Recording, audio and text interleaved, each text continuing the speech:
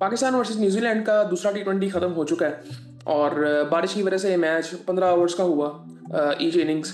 और न्यूजीलैंड ने आज भी टॉस जीता और बॉलिंग का फैसला किया, जो कि आई थिंक काफ़ी बात की जा रही थी कि टॉस काफ़ी क्रूशल होता है इन गेम्स में। बिल्कुल होता है, बट आई थिंक मैं ये समझता हूँ कि ये किसी हद तक की इस चीज़ को देखना चाहिए। मतलब अगर इस तरह से टॉस को देखने लग जाएंगे तो फिर हम मैच कभी भी नहीं जीत सकेंगे। पहले आई थिंक स्कोर कार्ड में आपको बताता हूँ, फिर उसके बाद बात करते हैं कि आज हुआ क्या। पाकिस्तान ने पहले बैटिंग की क्योंकि पाकिस्तान टॉस हार चुका था। मोहम्मद हारिस और हसन नवाज उसी तरह से आउट हुए जिस तरह पिछले मैच में आउट हुए थे, बिल्कुल सिमिलर शॉट पे आउट हुए।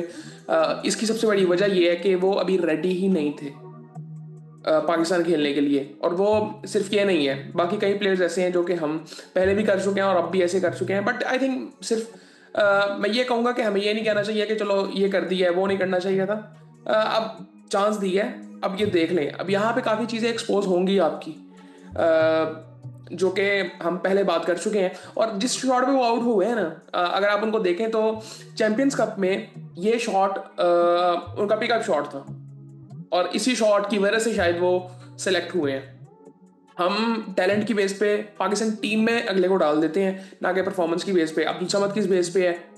सिर्फ वो 3-4 छक्के थे, उनकी एक परफॉर्मेंस ऐसी थी बस। सिर्फ 3-4 छक्के थे, उस परफॉर्मेंस पे पाकिस्तान टीम में आप खेल सकते हैं। हसन नवाज मैं नहीं समझता कि अभी पूरी तरह से रेडी हैं, और उनकी गेम अभी है ही नहीं उस तरह की। उनको भी मिच्योर होने में बहुत टाइम लगेगा। और अगर आपने फिर वही बात मैं कहूँगा, फिर पाकिस्तान टीम में ग्रूम होना है अगर, तो फिर आपको पाकिस्तान टीम में रहना पड़ेगा। और जो कि ऐसा होता नहीं है। नेशनल टीम में वो लोग आने चाहिए जो कि मैच मिनट्स पहले से होते हैं, जो कि बिल्कुल रेडी होते हैं। हमारे यहाँ पे ऐसा नहीं होता। हम टैलेंट हमें ज़रा सा नजर आया कि यार इसने 2-3 छक्के मार दिए तो उसको डालो। और बॉलिंग में भी ऐसे ही हम ऐसे करते हैं। और बॉलिंग तो हमारी पिछले आई थिंक 3-4 साल से एक्सपोज हो रही है, बट हम उस चीज़ को ना एक्सेप्ट ही नहीं कर रहे। आज जो हाल न्यूजीलैंड ने किया है ना, आई थिंक हम आज हमें शर्म आनी चाहिए, जो कि आई नहीं थी हमें। क्योंकि जब आखिरी ओवर में जो शादाब खान ने कैच पकड़ा था और हारिस रऊफ बॉलिंग कर रहे थे, और जो वो सेटिस्फेक्शन थी उनके मुंह पे, वो मुझे लगता नहीं कि उनको इस चीज़ की शर्म आई होगी। सो खैर, हमें भी फिर आई थिंक मुझे लगता है कि इसको गेम की तरह ही सिर्फ लेना चाहिए। अब यहाँ पे अगर देखें तो सलमान अली आगा ने अच्छी इनिंग खेली। 46 रन उन्होंने बनाया 28 बॉलों में। 4 चौके और 3 छक्के लगाए उन्होंने। अच्छी इनिंग्स थी, 164 का स्ट्राइक रेट था। इरफान खान ने 11 रन आके बनाए। इनको भी थोड़ा सा देखना पड़ेगा क्योंकि इनको भी रेगुलरली अब मौके मिल रहे हैं। और देखना पड़ेगा। देखना क्या पड़ेगा, मुझे लगता है हमारे पास ऑप्शन ही नहीं है। तो आई थिंक खुशल शाह 2 बॉलों में 2 रन, आज आउट हो गए थे जल्दी। शादाब खान ने 26 रन बनाए 14 बॉलों में। और अब ये एज ए बैट्समैन खेल रहे हैं। Shadab Khan as a batsman खेल रहे हैं। जो उन्होंने एक ओवर किया है वो उससे पता चल रहा था कि उन्होंने काफ़ी अर्से से बॉलिंग ही नहीं की। हालांकि उनकी कुछ वीडियोज आ रही थी जिसके बारे में मैं बात कर रहा था कि वो प्रैक्टिस तो कर रहे हैं, बट आई थिंक आज ऐसे लगा था कि वो बॉलिंग करते ही नहीं थे। और उन्होंने की ही नहीं पिछले कुछ अर्से में बॉलिंग, जिस तरह उन्होंने ओवर किया है एक अपना। शाहीन शाह अफरीदी ने नीचे से आके 14 बॉलों में 22 रन बनाए, जिसकी बदौलत हम लोग 135 रन पे पहुंच गए। और डिसेंट टोटल था मेरे ख्याल से, 15 ओवर्स में डिसेंट टोटल था। और हमारी बॉलिंग को डिफेंड करना चाहिए था इसको, जो कि हम कर ही नहीं पा रहे। और वो सारा प्रेशर बैटिंग पे फिर आ जाता है। खैर, वो इंटेंट को अगर देखें तो फिर ठीक है, उसकी बदौलत हम लोगों ने 135 रन तो बना लिए, बट नो आउट भी हुए। और बीच में हम ना इतनी नॉनसेंस क्रिकेट खेल रहे थे। सेंसिबल क्रिकेट नहीं हमने खेली। सेंसिबली भी 135 बन सकते हैं, उन्होंने भी बनाए हैं 135। सो अब आगे मैं आपको बताता हूँ कि उन्होंने जब बनाए तो उन्होंने किया क्या हमारे साथ।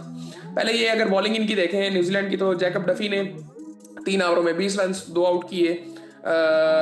फॉक्स ने 3 ओवरों में 32 रन, कोई आउट नहीं किया। बेन सीयर्स ने, जो कि आज ही खेल रहे थे, 3 ओवरों में 23 रन, 2 आउट किए उन्होंने। उसके बाद जिमी नीशम ने 26 रन दे के 2 आउट किए 3 ओवरों में। इश सोदी ने 2 ओवरों में 2 आउट किए 17 रन दे के। माइकल ब्रेसवेल ने आज एक ओवर किया, 14 रन उन्होंने दिए, आउट कोई नहीं किया।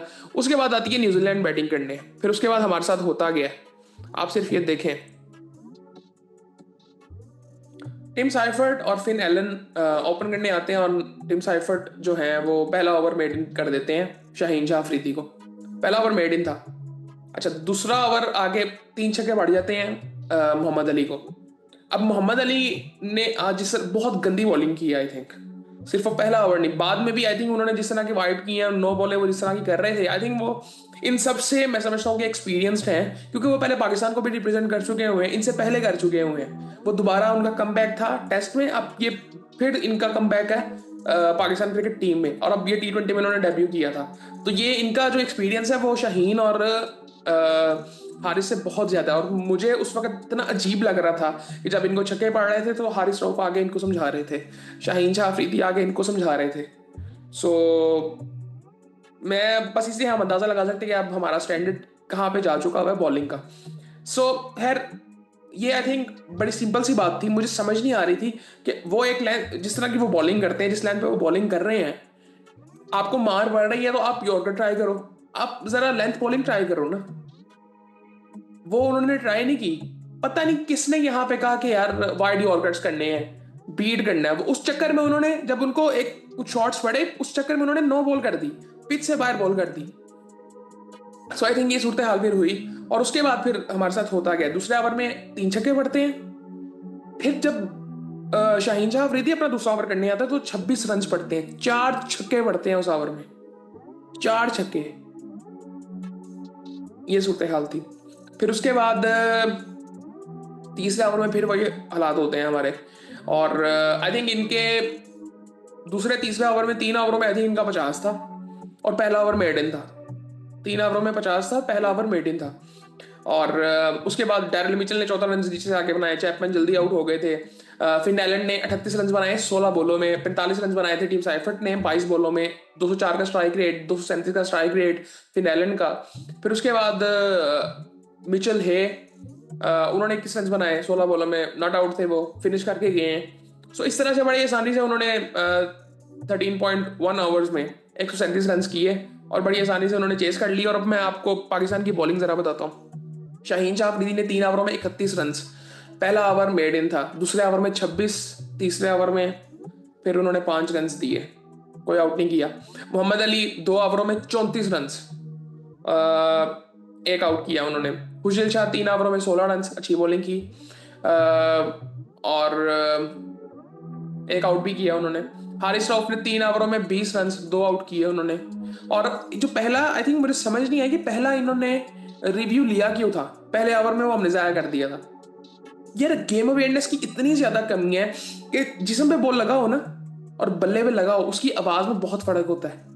और ये इतनी अवेयरनेस अभी हमारे जो है बॉलर्स में भी नहीं है और विकेट कीपर में भी नहीं है। इवन जब बाद में भी एक ऐसा बॉल हुआ है जो कि शर्ट पे लग के गया है और हारिस ने कहा कि शर्ट पे लगा है, सामने बॉलर है, बॉलर को पता नहीं चला कि बैट्समैन के पेट में बॉल लगा है। ये गेम अवेयरनेस हमारी है। और रनिंग में भी आज हमने कुछ अपने ब्लंडर करने की कोशिश कर रहे थे,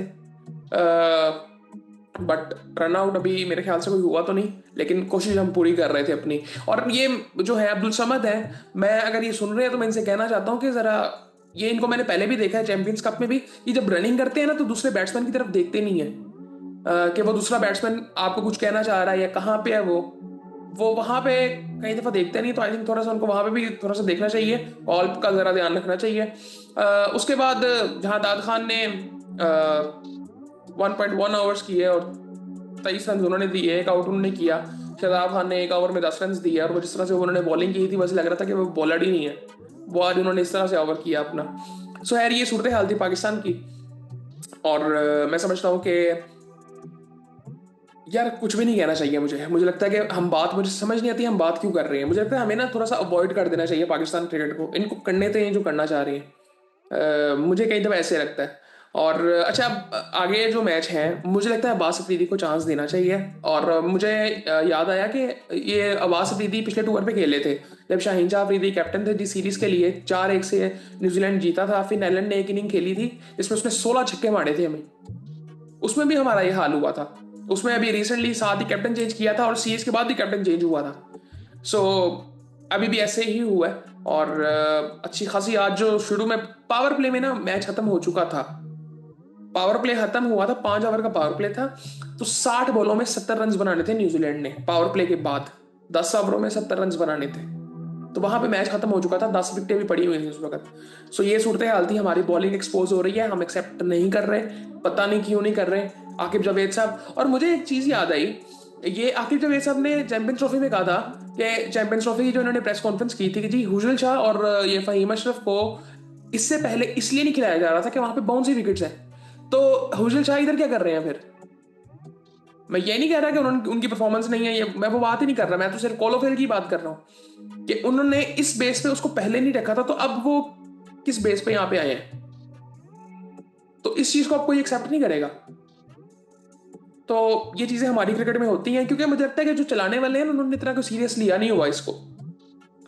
पता नहीं क्या यार, अजीब ही कई दफा लगता है कि हम लोग इस गेम को फॉलो भी क्यों कर रहे हैं। सो आई थिंक बट ये नॉनसेंस चीजें हमारी क्रिकेट में होती हैं, और इस पे ज्यादा मुझे लगता है कुछ कह नहीं सकते, इससे ज्यादा हम सिर्फ इतनी बात कर सकते हैं। खैर और इसके अलावा जो था, बट आई थिंक अगले मैच में मुझे लगता है बासित अफरीदी को खिलाना चाहिए। और मुझे समझ नहीं आया चार हमने क्यों खिला लिए यार, तीन चार फास्ट बॉलर्स ठीक है शूट कर रही थी, आपके फास्ट बॉलर्स कौन से ऐसे थे कि आप कह रहे हो कि पता नहीं क्या उन्होंने कर देना था? अगले मैच में अगर आपने खिलाना भी है तो मेरे ख्याल से बासित अफरीदी को खिलाना चाहिए था आपको, क्योंकि अगर हम देखें तो वो जो है जहांदाद खान को भी नया बॉल कर सकता है, सो वो उसके साथ अगर मोहम्मद अली करें, क्योंकि अब ये इनको चांस दिया ना, तो अब इनको चांस पूरा देना चाहिए। शाहीन अफरीदी का हमें पता है कि वो क्या खेलता है, कैसे खेलता है, उसने कोई यहाँ पे इंप्रूव नहीं करना आके। अगर उसने इंप्रूव करना होता तो उसने एक सीरीज खेली थी और यहाँ पे उसकी इंप्रूवमेंट नजर आनी चाहिए थी। वो हमारी क्रिकेट में ऐसा होता नहीं है, हमारे प्लेयर्स ऐसे इंप्रूव करते ही नहीं है। वो जब तक 30 के होते ही नहीं ना, उनको समझ ही नहीं आती कि हम हैं क्या। सो खैर मेरे ख्याल से अब्बास अफरीदी को चांस देना चाहिए, उस्मान को भी मेरे ख्याल से देते हैं मैच में चांस। बट किसको निकालेंगे फिर उस्मान की जगह पे अगर आप देखें तो? वो भी फिर ज्यादती उसके साथ होगी। तो आई थिंक मुझे लगता है कि अब्बास को तो दें चांस आप, उस्मान को चाहे भी रहने दें। अब किसको बाहर करेंगे आप? हारिस को बाहर करेंगे या हसन को बाहर करेंगे? नहीं करना चाहिए मेरे ख्याल से, उनको आप चांस दें थोड़ा। आप अब्बास को मेरे ख्याल से लेके आना चाहिए, शाहीन को भी ढा के। बाकी ये आप टीम खिलाएं और देखते हैं अब आगे करते हैं क्या। ये अब 2 दिन का आई थिंक गैप है, फिर उसके बाद देखते हैं कि क्या होता है। बाकी फिर आई थिंक इतना ही था, इससे ज़्यादा क्या बात कर सकते हैं हम? वही बातें रिपीट होंगी जो पहले कर चुके हैं हमें, और फिर आपसे बाद में बात होती है।